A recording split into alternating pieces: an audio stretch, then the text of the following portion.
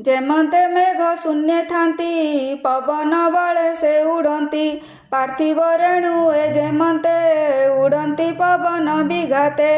ଆକାଶ ଧୂସର ଦିଶଇ ନାନା ବର୍ଣ୍ଣରେ ଆଭାସଇ ତାହାକୁ ଦୃଷ୍ଟି ଭେଦେ ଦେଖି ଯେ ସତ୍ୟ ପ୍ରାୟ ଉପଲକ୍ଷୀ ସେ ରୂପେ ଆତ୍ମାରେ ଶରୀର କଳ୍ପନା କରନ୍ତି ଯେ ନର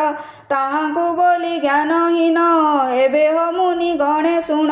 ସ୍ୱଭାବେ ଦୃଶ୍ୟ ବସ୍ତୁ ନହେ ଗୁଣ ଆବରି ଦେହ ବହେ ଏଣୁ ସେ ଜୀବ ରୂପ ବହି ଜନ୍ମ ମରଣ ପଥେ ଥାଇ ସ୍ଥୂଳ ସୂକ୍ଷ୍ମ ରୂପ ଯେତେ ସମ୍ଭବେ ବିଷ୍ଣୁ ମାୟାଗ୍ରସ୍ତେ ଆତ୍ମାରେ କଳ୍ପିତ ଶରୀର ଏ ତତ୍ତ୍ୱେ ବ୍ରହ୍ମର ବିଚାର ମାୟା ମିଶ୍ରିତ ମତି ଯେବେ ନିରସ୍ତ ହୋଇ ଜ୍ଞାନ ଭାବେ ତେବେ ଆତ୍ମାରେ ଆତ୍ମା ଦେଖି ନିର୍ମଳ ମହିମା ନିରେଖି।